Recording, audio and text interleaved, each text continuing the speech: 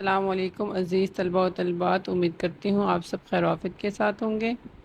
ہم کر رہے تھے 12ویں جماعت کی اردو حمد کے اشعار کی تشریح، جس میں آج ہم اس کے آخری دو اشعار 8 اور 9 کی تشریح مکمل کریں گے۔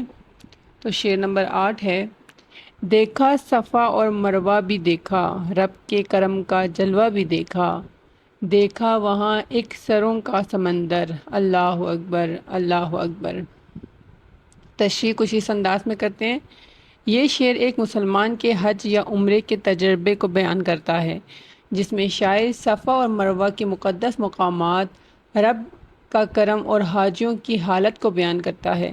شاعر مکہ مکرمہ کے دو مقدس پہاڑیوں صفا اور مروہ کا ذکر کر رہا ہے، جو کہ حج اور عمرے کا لازمی حصہ ہے۔ یہاں حضرت حاجرہ علیہ السلام کی یاد میں سعی کی جاتی ہے۔ سعی سے مراد صفا اور مروہ کے درمیان 7 چکر لگانا ہے۔ صفا اور مروہ محض پہاڑیاں نہیں بلکہ ایمان، صبر اور اللہ پر بھروسے کی علامت ہے۔ ان کی سعی ہر حاجی کے دل کو حضرت حاجرہ کے جذبے کی یاد دلاتی ہے۔ شاعر نے ان مقدس جگہوں کو اپنی آنکھوں سے دیکھنے کا شرف حاصل کیا، رب کے کرم کے جلوہ بھی دیکھا۔ اس سے کیا مراد ہے؟ شاعر کو اللہ تعالیٰ کے انعامات، رحمتوں اور کرم کی جھلکیاں نظر آئیں۔ کعبہ کا دیدار، روحانی سکون اور عبادت کا جذبہ، یہ سب اللہ کے کرم کے جلوے ہیں جو وہ وہاں محسوس کرتا ہے، یا وہاں پہ جو بھی جاتے ہیں وہ ان تمام احساسات کو محسوس کرتے ہیں۔ حوالہ جات میں یہاں شعر میں نے شامل کیا ہے: کبھی صفا پہ کبھی مروہ پہ جا کے رکتا ہوں، میں اپنی ماں کی دعاؤں میں طواف کرتا ہوں۔ دوسرے مصرے میں شاعر نے حرم میں لاکھوں مسلمانوں کا اجتماع دیکھا، حاجیوں کا جم غفیر بھیڑ، مسلمانوں کا ایک سروں کا سمندر محسوس ہوا، یعنی لوگ ہی لوگ نظر آتے ہیں، سب ایک اللہ کے گھر میں حاضر ہیں۔ دنیا بھر کے مسلمان حج کا فریضہ ادا کرنے کے لیے اس کے گھر حاضر ہوتے ہیں، یا عمرہ کرنے کے لیے یہاں حاضر ہوتے ہیں۔ شاعر اس کثیر تعداد میں حاضر ہونے والے حاجیوں کو دیکھ کر حیران ہیں کہ اللہ نے اسے یہ سب مناظر دیکھنا نصیب کیا۔ یہاں شاعر حرم مکہ میں لاکھوں حاجیوں کے اجتماع کو بیان کر رہا ہے۔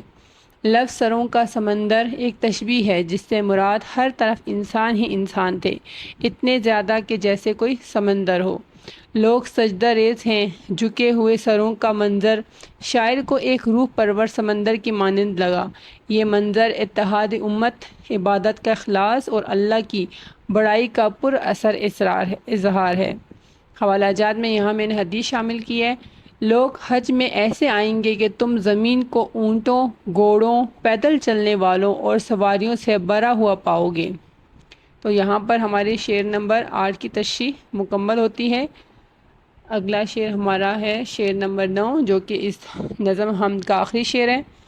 مولا سبھی اور کیا چاہتا ہے، بس مغفرت کی عطا چاہتا ہے، بخشش کے طالب پہ اپنا کرم کر، اللہ اکبر اللہ اکبر۔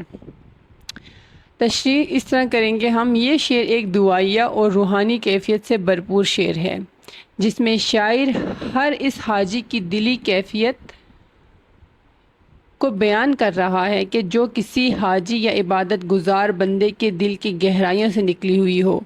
عاجزانہ التجا کو بیان کرتا ہے۔ وہ اللہ سے عرض کرتا ہے کہ اے میرے رب، تیرا بندہ، سبھی یہاں پہ شاعر اپنے آپ کو مخاطب کر رہے ہیں، یا کوئی بھی عاجز انسان دنیا کی چیزوں کا طلبگار نہیں ہے، میری واحد تمنا تیری مغفرت یعنی تیری بخشش ہے۔ یہ بندگی اور عاجزی کی اعلیٰ مثال ہے۔ بندہ دنیاوی آسائشوں کے بجائے آخرت کی نجات مانگ رہا ہے۔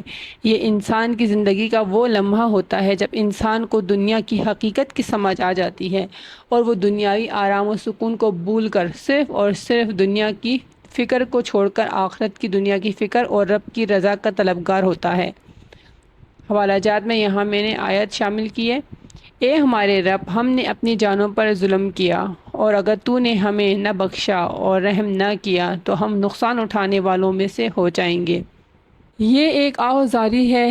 گناہوں سے بھرا ہوا انسان صرف اللہ کے کرم کا امیدوار ہے۔ جو بندہ تیری بخشش کا سچا طلبگار ہے تو اس پر اپنا فضل اور رحم فرما۔ دوسرے مصرے میں شاعر یا بندہ مومن اللہ تعالیٰ سے عاجزانہ التجا کر رہا ہے کہ اے اللہ، جو بندہ تیری بخشش کا طلبگار ہے تو اس پر اپنا خاص رحم فرما۔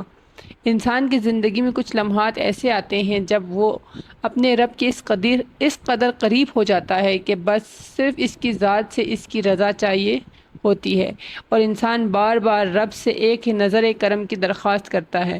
یہاں بھی شاعر اسی خواہش کا اظہار کر رہے ہیں کہ اسے بخش دیا جائے۔ وہاں کی فضا اس قدر سرور واری ہے کہ ہر طرف سے اللہ اکبر کی صدا بلند ہو رہی ہے۔ حوالہ جات میں یہاں آیت شامل کی ہے، اور اللہ کے سوا کون ہے جو گناہوں کو بخش دے۔